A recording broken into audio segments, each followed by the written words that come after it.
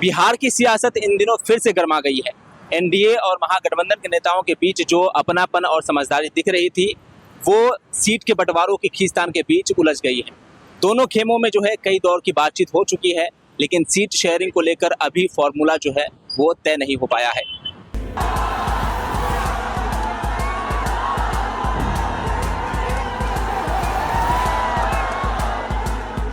बिहार की सियासत का रंग जितना टेढ़ा है उतना ही दिलचस्प भी है।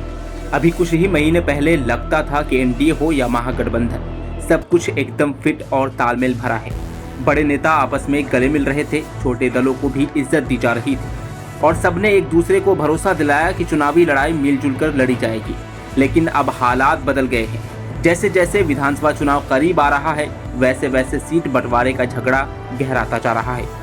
दोनों गठबंधनों की हालत लगभग एक जैसी है। हर पार्टी चाहती है कि उसे सम्मानजनक सीटें मिले। छोटे दल अपने वोट बैंक और जातीय आधार का हवाला देकर बड़ी सीटों पर दावा कर रही है, जबकि बड़े दल जैसे कि आरजेडी, बीजेपी, जेडीयू ये सोच रहे हैं कि कहीं ज्यादा कुर्बानी न देनी पड़ जाए। यही वजह है कि कई दौर की बैठकों के बावजूद कोई ठोस समझौता नहीं निकल पाया है। अब कांग्रेस ने भी कमर कस ली है। 24 सितंबर को सदाकत आश्रम में आजादी के बाद की सबसे बड़ी बैठक होने जा रही है।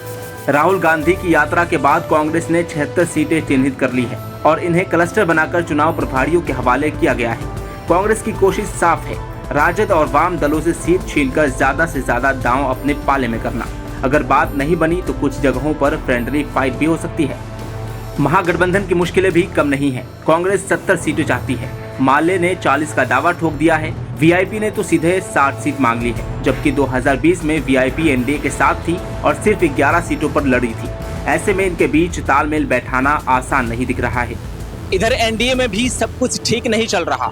जेडीयू और भाजपा ने 100 सीटों का मन बना लिया है, लेकिन एलजेपी और हम का जो है झगड़ा तय माना जा रहा है।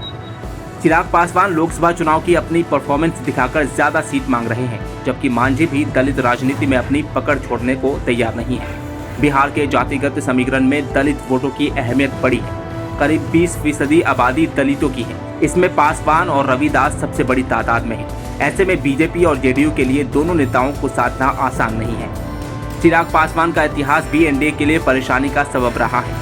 2020 के विधानसभा चुनाव में जब उन्होंने अलग होकर चुनाव लड़ा तो जेडीयू का नुकसान हुआ था और नीतीश कुमार को सिर्फ 43 सीटें मिली थी।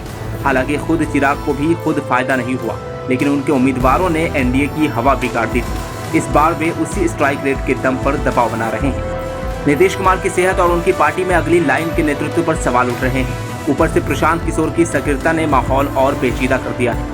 आरजेडी और बीजेपी दोनों ही छोटे दलों को नाराज नहीं करना चाहते, क्योंकि जातीय समीकरण बिगड़ते ही पूरा खेल उलट सकता है। कुल मिलाकर बिहार की सियासत का मंजर ऐसा है कि सीट बंटवारे की राह दोनों गठबंधनों के लिए आसान नहीं दिख रही। महागठबंधन के भीतर कांग्रेस, माले और वीआईपी की सीटों की जंग है, तो एनडीए में पासवान और मांझी की खींचतान। उधर कांग्रेस दलितों और पुराने जनाधार को वापस पाने के लिए जोर लगा रही है। ऐसे में आने वाले दिनों में सीट शेयरिंग का फॉर्मूला ही तय करेगा कि किसका कुनबा कितना मजबूत रहेगा और किसका समीकरण बिगड़ेगा।